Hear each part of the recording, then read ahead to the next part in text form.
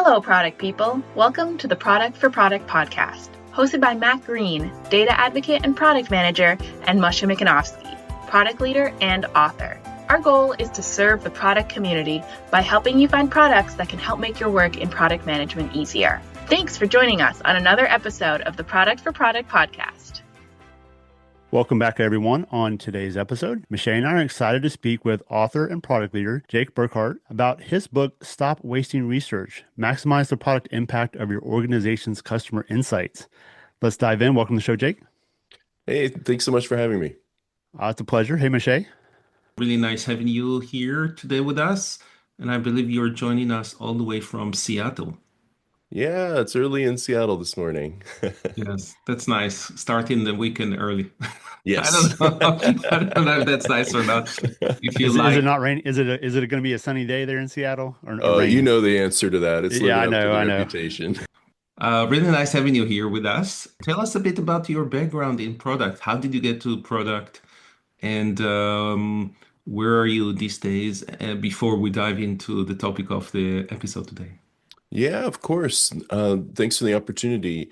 I got started in .com in research and, working in usability research, and quickly became a generalist in sort of a shrinking .com company, a consultancy. Was able to try out all sorts of roles. And that generalist model followed me for a number of years as I kind of pursued independent consulting, working on tools for complex knowledge work like scientific engineering and the like. And I would do everything from, gathering requirements all the way through to design and testing things.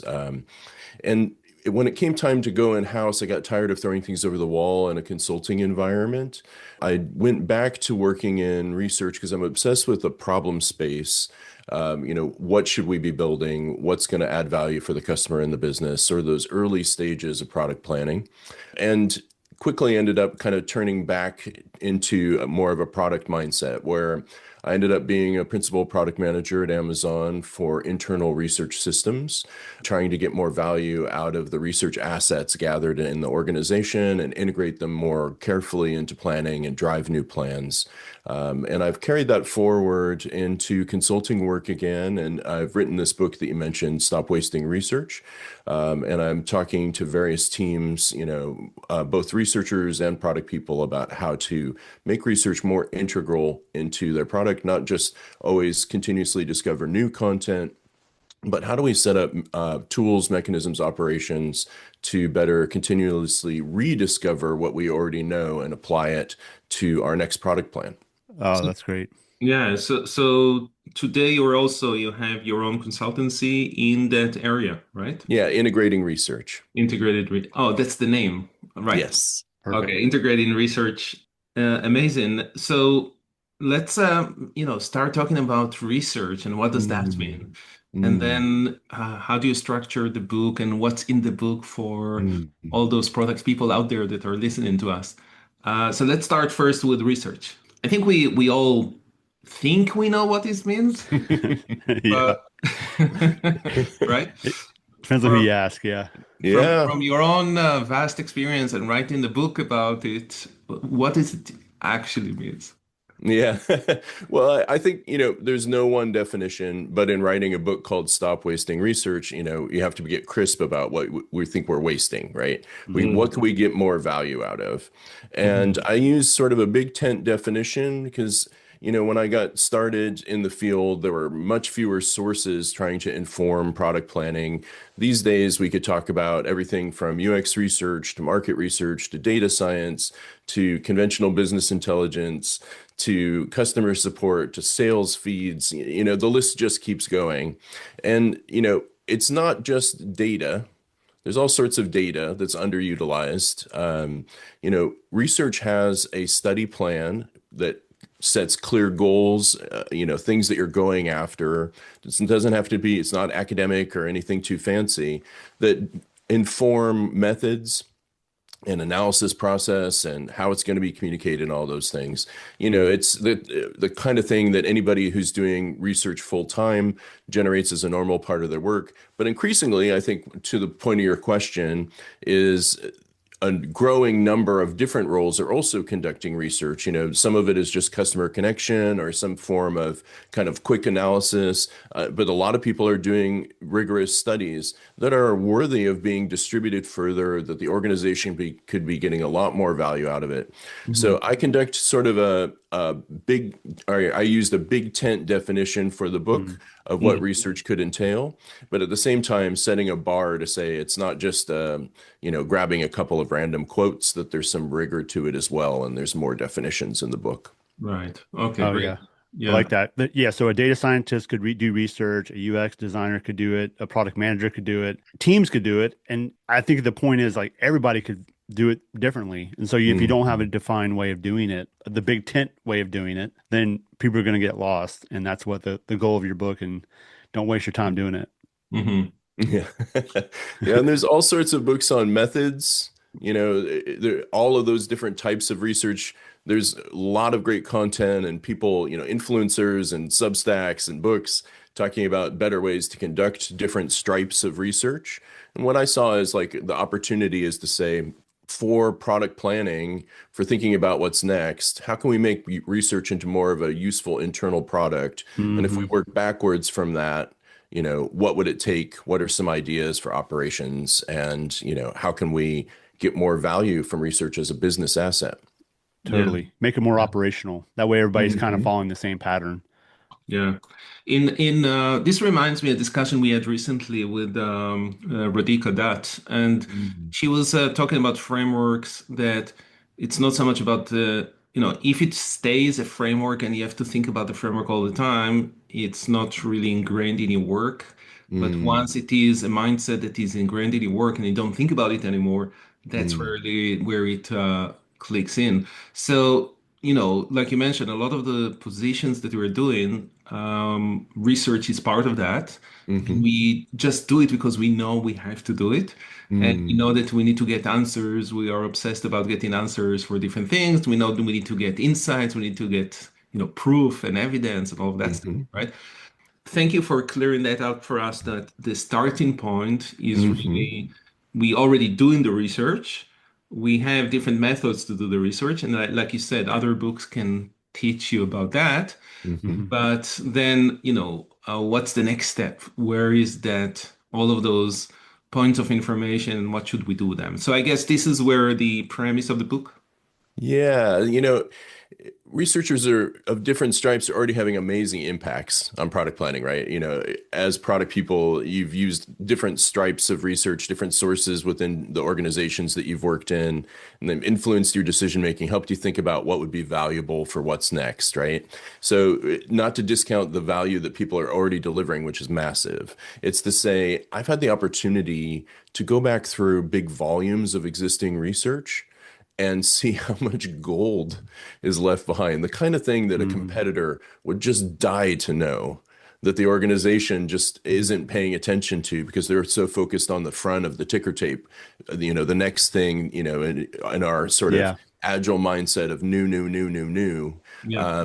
that if we take a look back, we can get a lot more value out of it. All those great things from, new lines of thinking for a new vector in product development at the strategic level, all the way down to small optimizations to, an interface or a marketing message. Oftentimes you go into an organization, it doesn't have to be giant or all that old, and there's a lot of things just waiting around ready to be picked up, and it's so much easier said than done. And then the book is just full of ideas for how that might happen. So let's Okay. dive into that. Let's Yeah. Yeah. and maybe from the structure of the book and how do you get into all of those different ways to make sense of that and be useful for people reading it and trying to implement it. Yeah. So, it's a novel concept, right? People think of research as sort of a momentary thing that they use in a particular decision oftentimes. And, they find it difficult to track down existing things, so they don't incorporate them as much into their workflow. Maybe there's a dashboard or some things that are real time that are set up, but when it comes time to like already interpreted insights that are ready to go, strangely enough, in a lot of organizations, they're hard to track down. So the first chapter is really about kind of setting the problem space. talking about who the book is for, which is for anybody who cares more about getting value out of insights. Researchers are a primary audience. Obviously, I've been talking a lot with those folks. I've been switching more to the other side of the equation because it's just as important for the people who use insights in their work. And they often have an outsized role in deciding what researchers do, right? So if we say that this is important as product people, we can kind of shape the conversation in our organizations. So chapter 1 is sort of setting the stage. The second chapter is about taking stock of what's in your organizations. It doesn't have to be anything fancy. And it can even just start by like tracking down job titles and setting up communication channels across disciplines that aren't connected at all. Everything through to taking big inventories of what's already there and all that. A whole bunch of ideas around taking stock and making some early connections.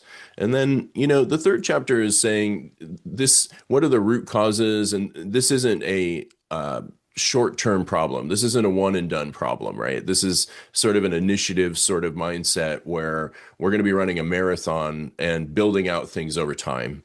And, that could start as a passion project, but eventually, you're going to need project related resources where you're drawing from folks. In this market, it's harder to say you're going to get a dedicated head for this, but maybe you have research ops, product ops, design ops people in your organization or some other program management function that can help with this. So kind of thinking of it organizationally and thinking about some goals that you can kind of build out over time. And then the majority of the book is a very random access, kind of very structured set of menu items, things that you could try given your organizational context and your resources to move things forward in this direction. And it's organized by the 3 root causes of research waste. The first one is that research isn't prepared for use in future decisions. We could be aggregating it more. We could be thinking about what's a useful format so that it can show up in plans and provide that rationale that a product person would really value. And we could create a virtuous circle where we want to do more of this, right? It's a internal product that's adding value. It's not just a database somewhere. The second root cause is motivation. We often see research as an optional input. So what are the things that can be done to kind of shift that over time, both from researchers' perspective to increase their motivation to follow through on their work, not just deliver it, but also from the product side to say, how can we find new value by connecting into this? And what are some of the kind of mechanisms we could do around that? And then the last bit is integration, the last root cause. And it's the idea that you could have made the perfect internal searchable space and all, some sort of imaginary Library of Alexandria, right? Everybody could acknowledge that it would be great to use it more, but is it actually showing up, right? And how can it show up? Whether that's new forms of reporting and visibility, just to make sure that people are aware of the new research going on in the organization. It's often hidden in silos, all the way through to how do we incorporate it into particular kinds of process, whether that's design process, product specifications and roadmaps to the extent that, whatever formats teams are using, the depth of documentation that they're using, you could always include links to research as the rationale for why, even if it's a lightweight document. And then, all the way up through leadership, resource planning, thinking through the bigger picture, business reporting, how do we make research more present so that it's more of a source of voice of the customer rather than just, a bit of learning for a particular group of stakeholders. And I'll stop there. Obviously, it's a whole book, so I could keep going. Yeah. No, that's great. This is great. Yeah, great overview. As you're talking, I'm thinking of like it's a nerve center and it's a repository, but like I like the point of integrating because as product managers, sometimes we do as a checkbox. We're like, we need to do research, but you don't know the holistic. You don't know what everybody else knows. And so you go out and you do market research, you do customer research, but there's not a repository for it. So getting that information in and out and making sure that people know where to go to. Yes. From an operational standpoint, I think that's a real key component. Is there any tool out there that you're using that would help with that? I know Moshe and I have talked to people about repositories before. So is there a tool that you recommend? I'll give sort of my first answer is I always look at what's already available in an organization, because if something is already part of the product work, why create another Yeah. login, another space, another thing? So like Hmm. I have a strong bias towards tools that are already integral to the work that research wants to influence more, and that product people are already, because that idea of integration, right? You don't want to make it a distant island.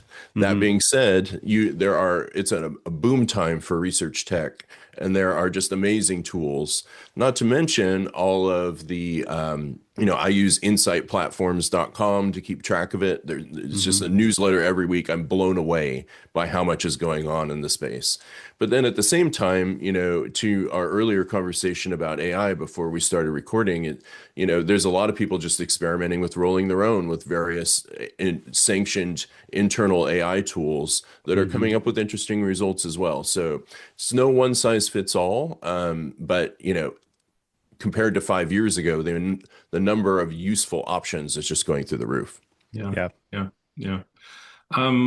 We did cover, a few other tools Hmm. in other type of areas that were not necessarily talking about research Hmm. specifically, but maybe that was part of what they were meaning as well. Hmm. We talk about competitive research Hmm. recently.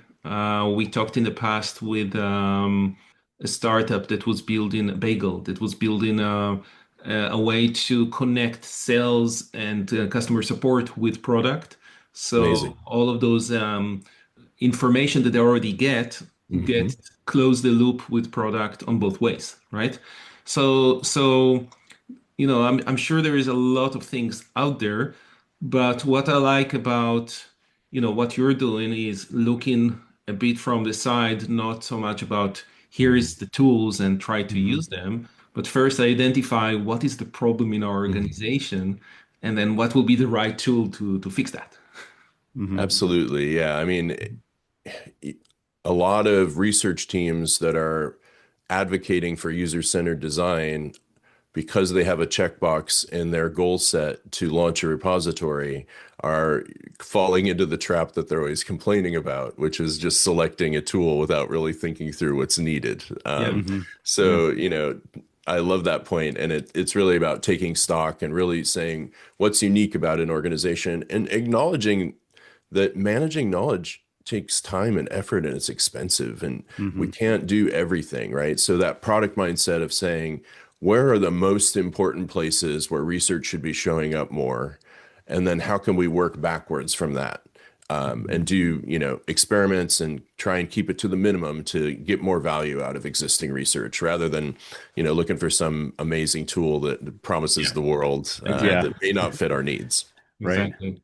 What's Yeah. from your experience are the traits of a company that were very successful implementing this, that Mm. are really don't wasting their research Hmm. and are able to, the outcome of that is that they have better product solving real problems to their users.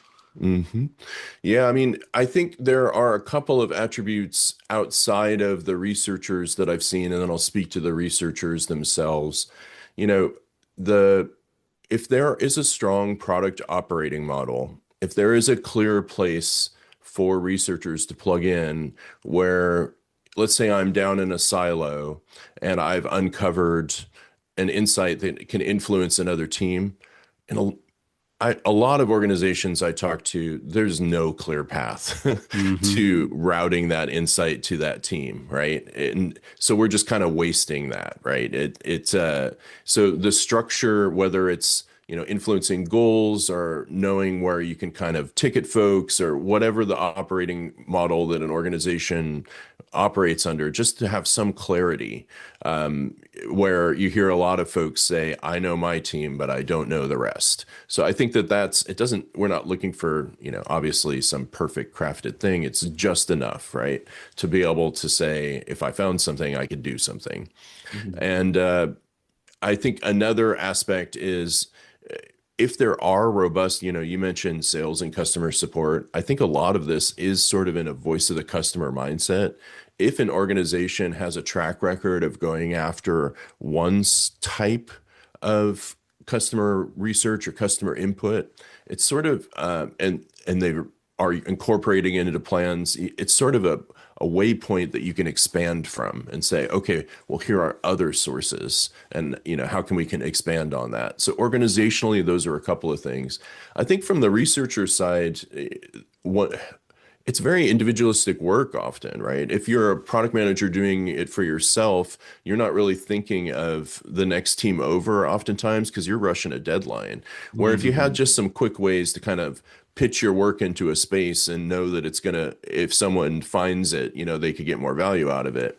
It doesn't have to be a big extra, right? But you have to kind of have a mindset where you're stepping up a little bit. And for researchers, this can be a real problem where they're so rewarded for delivering to particular product people or particular directors, particular, this is why it's not a one and done thing, and it's more of a marathon, is you kind of have to build the idea that we are taking those connected points and we are going to build a shared problem space in a way and create an opportunity for us to step up from all those individual things and get some bigger picture perspective. And that, it could take a little bit of reframing of the work.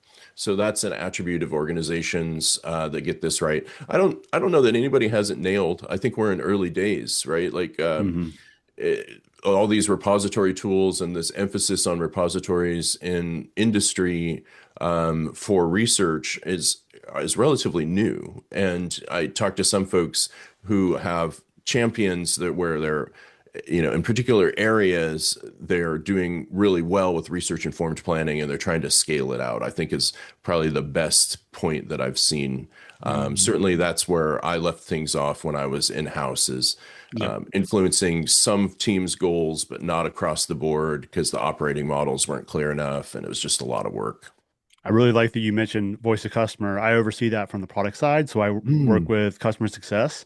So, Amazing. that's like that's a gem for product people working with operations and success teams because they're on the front lines.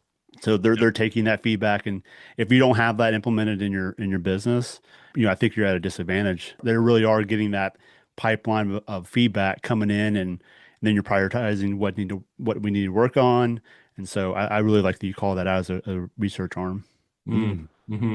Another thought that I had while you were mentioning that is I joined as a teacher, instructor. My student called me professor, but my official title is instructor in a university here in Toronto a few years ago. And there is that flip side of that universities are very good at research, and I think they're good at sharing the research with everyone, and they have the resources for that, and etc. But they don't know how to make it into real product and into real real life application sometimes. And in the industry, it's the other way around. Mm-hmm. We think we're good at, I'm adding the think because, sometimes we're not even that, but we think we're good at implementing it into good products, but we don't have that research. So maybe it's somewhere like, have you find maybe in your research that there are organizations like universities that they have a much better organizations that the industry can learn from? Mm. Yeah, I mean, it's such a great question. So many researchers, full-time researchers, come from academia, and then they have this sort of shock of adapting, right? It's two different worldviews, right? Exactly. And Exactly. product world is so specific, and it takes a lot of mentorship to bring, a PhD researcher into the fold. And I do think that they bring certain kinds of advocacy that is often, can be kind of beaten down in product where they're really kind of saying, well, what about this? What about this? And focusing on rigor more and those sorts of things. But like more to the heart of your question, I think that those two worlds are so separate, but we can learn a lot from them. Like in the book, I just have a couple references to the field of scientometrics, which is like attribution of papers and how academics kind of look from a quantitative perspective how different research is being used in the body of research knowledge.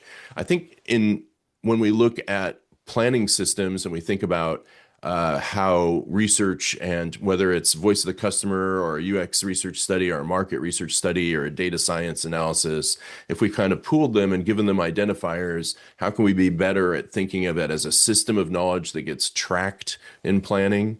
AI makes this sort of accounting easier, where I did a lot of bean counting work in the past to understand the value of research and where it was being integrated.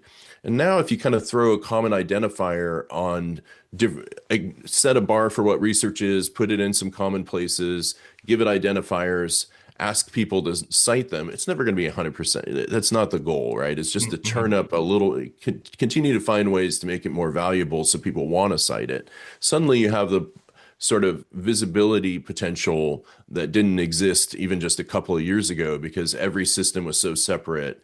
And, I feel like a lot of the value that AI is delivered is not the models themselves, it's model context protocol, where suddenly we're able to kind of connect these things in other ways. And we could be writing if then code, but we're using generative AI just because it was the thing that connected them.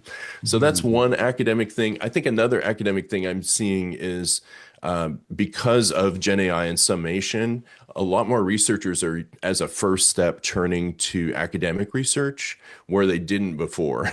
Because the thought of looking at a pile of papers in the timelines of industry just didn't make sense.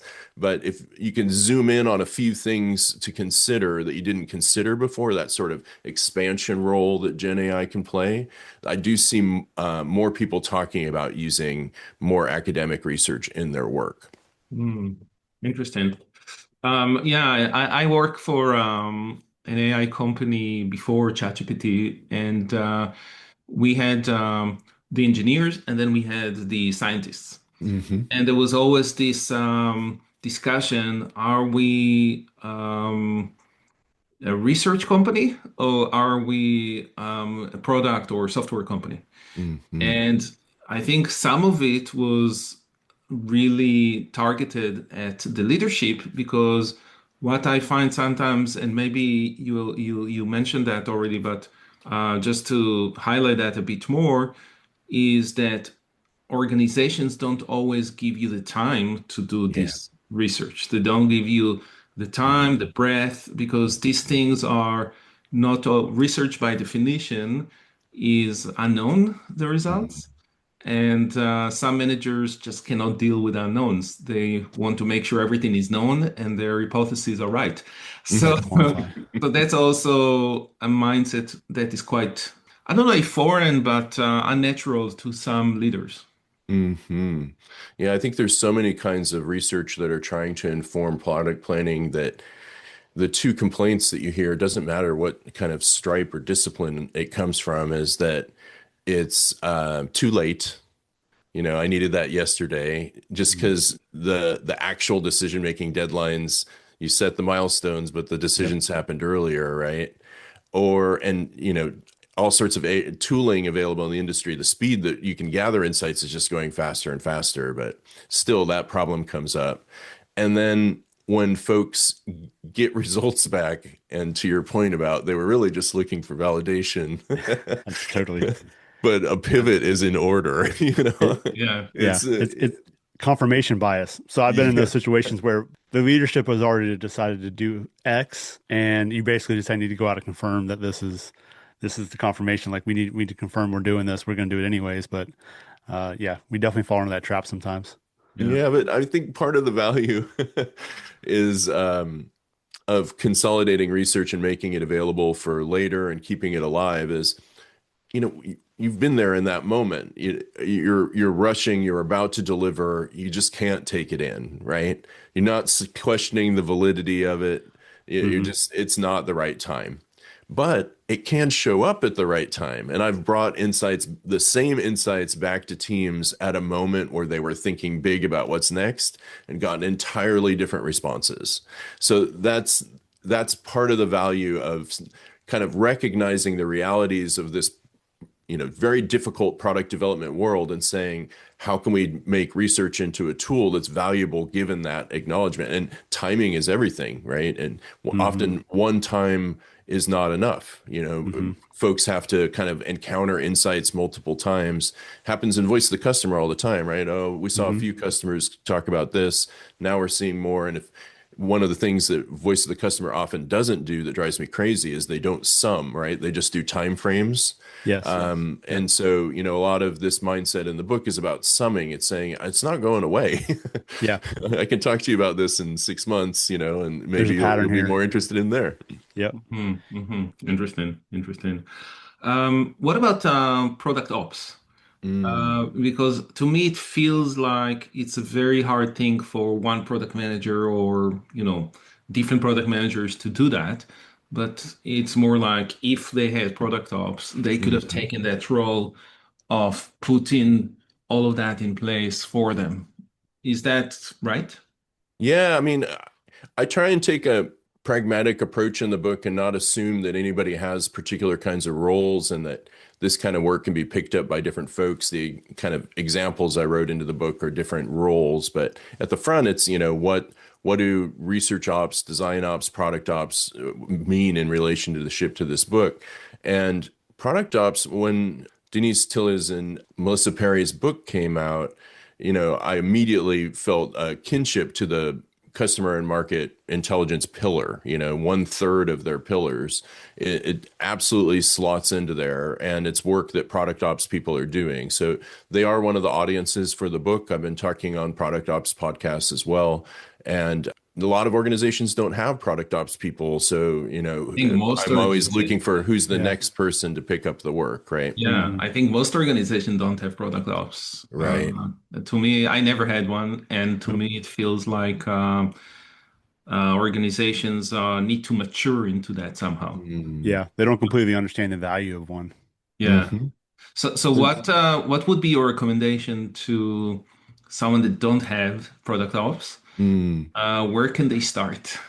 I love that question. So, if you're a product person in an org saying, I'm not seeing the research that I want to see, that I know is going on, I'm obviously not going to do all this work myself, but I have sort of a little bit of room to instigate, right?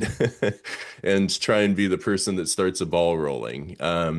What can you do in that scenario? And I think the first thing is just to, start figuring out ways, take stock of the researchers that are in your organization, whether they're full-time staff or people that are doing great research as part of their work. Kind of put out the call and try and, just hold a meeting to get people together and start a communication channel and ask people to broadcast their work a little bit more. I think at the most basic level, just turning up some visibility and asking for more visibility, becoming a person who's known for caring about research, you can kind of over time shift the culture. And then if you have those sorts of spaces, when your next project comes along, you could be pooling that brain trust. And I think product people, it's sort of obvious, but just to state it, researchers aren't often setting their own roadmap entirely, right? They are listening carefully to what's going on in their organization, and as experts figuring out ways to match it, all the way to the other end of the extreme is they are order takers from product people, right? Where product has a lot of sway over the nature of research work, not the details of methods and things, but what's studied and how it's used. And so, if you make it clear that you're interested, start to kind of ask people to pull together, maybe start throwing their new deliverables into a shared space that you create, and then you start citing their research more in your work as rationale, and you publicize that you're doing that, you sort of champion an approach of more rationale and sort of research-based planning. Maybe it's something you're already doing with voice of the customer, but how can you do it with, another source and another source? And suddenly, if you're on the insight generating side of this, suddenly new pathways to impact are opening up for you. Like the what's in it for me, why should I change part of change management, right? You're starting to see, oh, there's these product people that care, and they're kind of starting to open up these channels. And maybe at that point, you can start making some asks, can you consolidate more? Have you thought about this? Can we broadcast all insights, or whatever they might be? There's a lot of ideas in the book. Yeah, that's great. When research is mentioned to me, I instantly go to the front of the line. I think about product research, business strategy, like what are we going to do next, vision. Mm. But a big part of this, and something of interest for me, is go to market and launching. Mm-hmm. So I think a lot of teams struggle with how do we launch this? How do we go to market with it? Pricing, packaging, sales Mm-hmm. enablement, and all these components that where you have to involve all the different groups in the business. Mm-hmm. So that's a research arm as well. You have to research you get one chance to make a first impression, I think. So I think research, in that area as well is a big benefit when you think about how are we going to do this and how is everybody going to handle this and execute on their roles. Yeah. And, I've worked in a big product development organization, delivering devices and figuring out a way to sort of make sure that the downstream folks, for lack of a better term, because they should be overlapped and upstream, but in this case, they are fairly downstream. Make sure that they're aware of everything that's been learned about the product so far. What are the pieces that have resonated, in terms of messaging? What are the things that we're going to market with that we know are not optimal, right? There's a lot of things where existing research can inform those conversations so that, customer support isn't shocked when they're hearing about something because it's like a known deficit that's being worked on that was discovered in research. So absolutely, I love that. And I think that's a place where research really off in a lot of organizations is not making that connection that I talk to. Exactly. They're influencing a product backlog, but they don't think, for those additional audiences. It's the last mile. The team's so tired by the time you get to launch. It's like, that's the last thing. Let's just get it over the line and get it out the door. So I think that's a real opportunity for further research as well. Mm-hmm. Yeah, absolutely. And at the end of the day is about creating empathy as product people towards every touch point of the product. And the touch points of the product are much more than just when we decide what to put in it and when we develop it and make it available. That's more development touch points. There is way more before that, and there is way more after that. Yep. No, a lot of the things that you said, I was looking back at my career and I'm like, no, I never had researchers. I had to do it myself. I never had product ops. I had to do it myself. I mean, there's a lot of that. There is a lot of that going on. So I'm kind of sometimes jealous at people that do have all of those resources Yeah. at their disposal that they can actually do that. But now I hear that they have problems too. So it's never perfect. It's never perfect, right? Yeah, I often end up talking to a researcher in a particular stripe, and they're like, "I'm the only researcher," and I often question that. At organization scale, it sounds like your case is very different, but one of the things that I find is that, oh yeah, you're the only UX researcher, but you're not really connecting with data science. You're not really connecting with that person who's deeply analyzing customer support. There are others in the organization, even in relatively small organizations, that all have the same aim, right? They are hoping to generate insights that are influential in planning what's next, refining, thinking about the best way to deliver for customer and business value. Yeah. And we can think of all these things as independent streams, and we can all vie. Oftentimes as a product person, it's the opposite of what you said, where they have 5 different sources coming at them where independently, right? And they can sort of pick and choose what they want. And they have to do the interpretive labor of connecting those things together. What did these sources say versus these sources?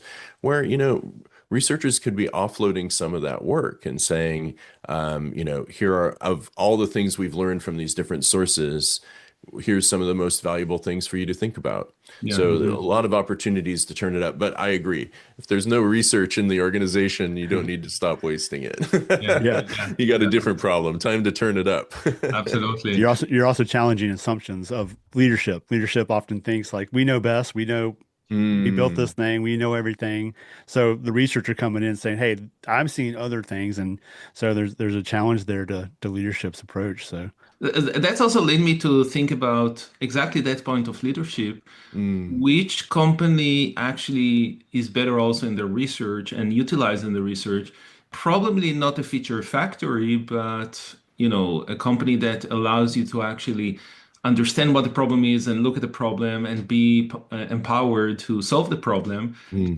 And that mindset can also create the space for research mhm. to first of all be a player at the table like anyone else Mhm. and to really feed everyone's to be empowered to make the right Mm. decisions.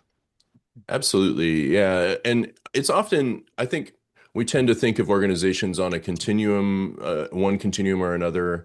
And I guess in doing this work and talking to folks and in advising capacity, it's really islands. Some folks are much more oriented towards working from research, and other folks, as you mentioned, are kind of charging ahead based on their assumptions and looking for validation for the assumptions. It's often sort of a mixed bag, and it's a question of like, where do you invest effort and try and show wins and then scale out from there. And I do think, even in it's obviously not to support the idea of feature factories, but even in feature factories, when you're creating something, you want to avoid known pitfalls. You want to refine things before, they even get close to being evaluated, right? You want to refine you're building X, right? The feature factory is I'm going to deliver X. And then the question is, how can I get smart about whatever we know about that in order to deliver? And I've seen research repositories and sort of active research knowledge management, rediscovery of past learning play an impact in that environment as well. So obviously, it's better when we use research to identify problems and outcomes that we want to experiment towards, as you say, but it fits into all sorts of different models. No, I definitely agree that it can fit into the model. My hypothesis Mm, was that research will be handled better and will have more traction and better connections if the mindset of the organization is in the empowerment. hmm. That's my Absolutely. hypothesis. Have you That's right. seen that in reality? I mean, researchers talk about sort of maturity scales, and I guess I've never seen it across the board. I've talked to some folks who have run like a voice of the customer program that influence the whole enterprise resource planning cycles for an organization. Things do exist where there is that level of buy-in for planning what's next, but I think more often you're dealing with a lot of researchers that don't have access to the upper levels of leadership in an organization, and they're trying to influence from lower levels or mid Mhm. levels. Even in a small organization, they may not, they cut off at the director level in terms of sharing out their insights. And Mhm. so a lot of what I talk about is sort of turning up the visibility more broadly in order that some of those folks can care, so that they can develop those attitudes. Because you know everybody recognizes a good problem to solve. If it's aligned with the strategy, if it's something they hadn't thought about before. In a lot of cases, we can kind of say, oh, they're not using research, or they're not research oriented, or oriented to think from data about customer problems. But, have they seen it? Mhm. Like, a lot of the work is hidden. So how do we turn up the visibility? Yeah, yeah. Yeah, that's a good point. The level of scale of the enterprise you're working with. I work with a lot of small to medium sized Yeah. companies. So, but working with an Amazon, how much empowerment do you have? How much of your research voice do you have? I'm What's actually your team? really curious about that. You worked Yeah. at Amazon, so if you're comfortable sharing with us, how that is done in Amazon or what you've seen in Amazon, that's really interesting. Yeah, I mean, it's been a few years. I would say in the DNA of the company is ownership and dividing up problems down to particular functional owners. So it's clear who to influence with a particular insight. And, there is value in written rationale. So there's a benefit there for sure. But from there, I think a lot of the factors that we talked about, there's sort of islands where it's working much better, the last I saw, and islands where it's more of an uphill battle. And I think it doesn't matter the size of the organization. You could have, two directors in an organization and one loves working from research and the other is really charging ahead based on their assumptions. And Yeah. a lot of great projects are made from people making smart assumptions, but we also know from the startup market that a lot of them don't. Yeah. That's right. Yes. That's right. Yes. Absolutely. Amazing. I'm not sure I have any other questions. What about you, Matt? We touched on it earlier, even before the call, just how is AI impacting the research Mhm. world? Like we're all using AI to ask questions and do this kind of research more and more in the product space, for better or for worse. We still need to be talking to customers, but how is it impacting the work you're doing and what you're seeing in the research field? I love that question. I love that bit about, AI has labeled a bunch of things research. And to that first question you all asked about the definition part, Hmm. it's muddying the definition like crazy Yep. right now. Yep. Because, I got an answer when I typed something in. Isn't that research? All right. But like among full-time researchers in industry, there's a wide variety of attitudes about AI. Some people kind of very ethically charged and concerned about any drop in quality, all the way through to people who are experimenting hard and sharing what they're learning. It's an exciting time where everybody's learning from each other.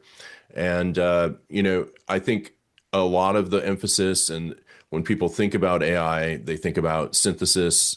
There's a lot of things that a researcher brings to synthesis processes, pulling together diverse content to generate insights that isn't represented in an off-the-shelf Gen AI model without a lot of careful chain of thought prompting and Hmm. review along the way and a human in the loop.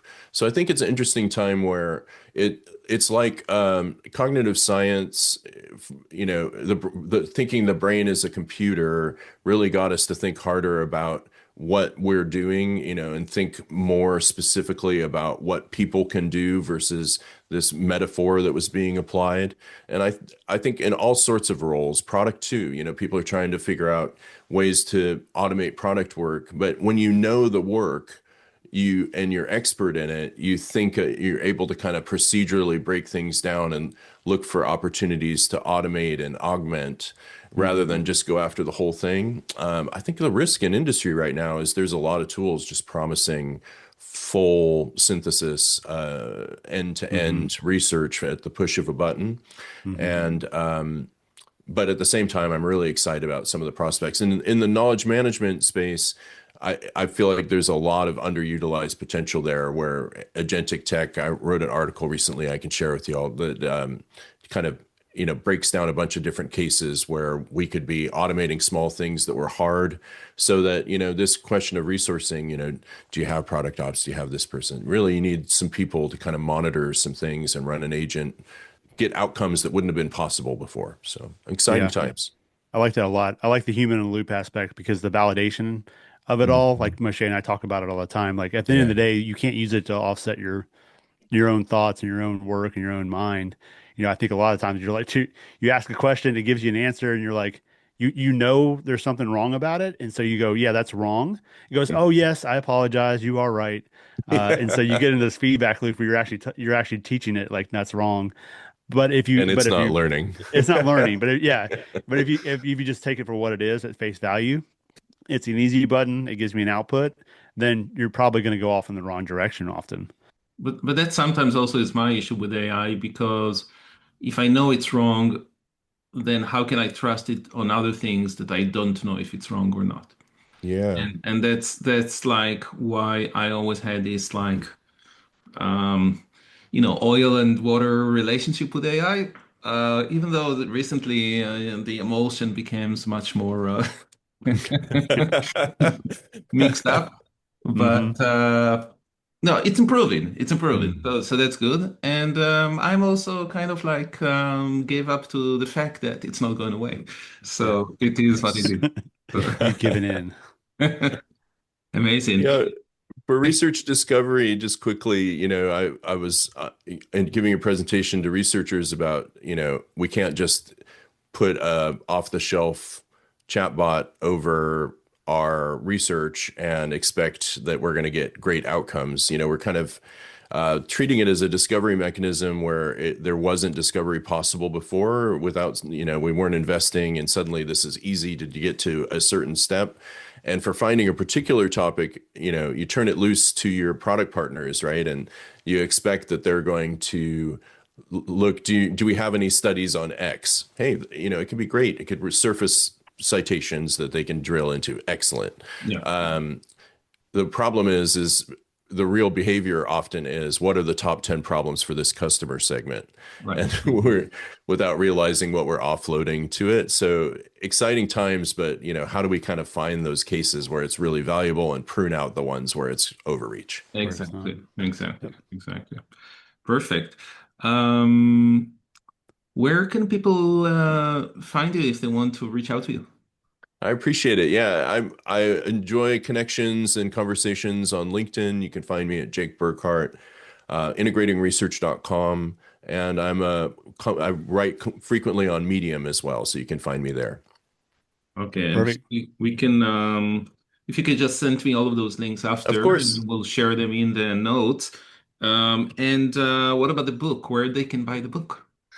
it's from Rosenfeld Media, so you can support a small publisher by going to rosenfeldmedia.com. It's called Stop Wasting Research, Maximize the Product Impact of Your Organization's Customer Insights. That being said, it's available in all sorts of places where books are sold.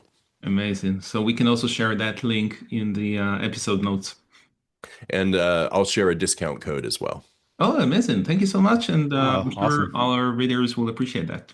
Thank you so much, Jake. Really appreciate you coming on and talking about all this. This is a fascinating topic. So thanks for being a part of the show. Moshe, thank you as always. Thank you to all the listeners, and we'll talk to everybody next time.